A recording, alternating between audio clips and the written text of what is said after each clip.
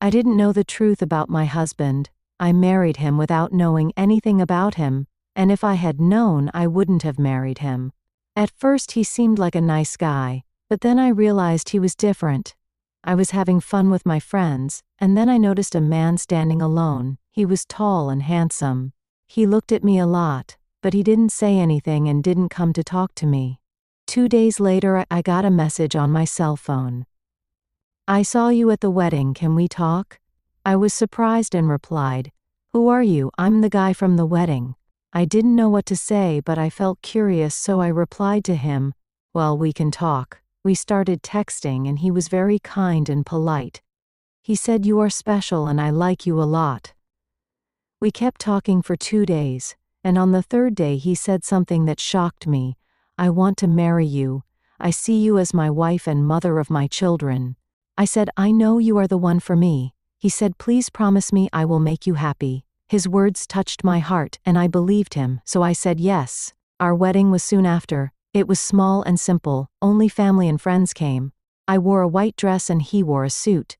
At first everything was wonderful. He was so nice to me, caring, gave me gifts, said sweet things to me and always made me smile. I asked him, "Who are you texting?" and he was quick to say, "Just a friend," and put his phone away. He also never let me touch his phone. Time went by and his behavior started to change.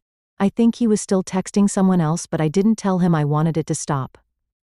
One night he left his phone on the table and went to another room. I picked it up and opened it to find a text message from another woman. The message was very romantic. He called her the love of my life, my everything. I couldn't believe my eyes. He never told me he loved me, but he told her. My heart broke and I cried. He bought her gifts but never bought me anything. I saw a picture of them together and I was shocked. The woman was from our village and I knew her. To my surprise, she wasn't younger than me or prettier than me.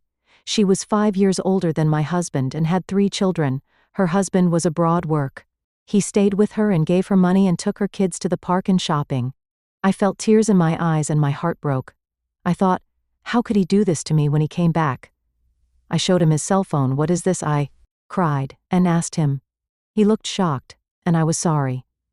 He said I made a mistake. He begged me to forgive him and it won't happen again. He said, "Please give me one more chance." I didn't know what to do. I felt so lost. I was full of hate for him. I took my child and left. I couldn't tell anyone. I lived with my parents for a month and said nothing. Finally, my parents asked me why I didn't come home and I had to tell them. I didn't tell them everything, but I told them a part of the story. They didn't believe me at first. They said, "You have a child." He came back and asked me again for the sake of my child to ask for my forgiveness. I agreed to give him another chance. Maybe he would change. We started living together again, but I didn't feel anything for him. I hated him.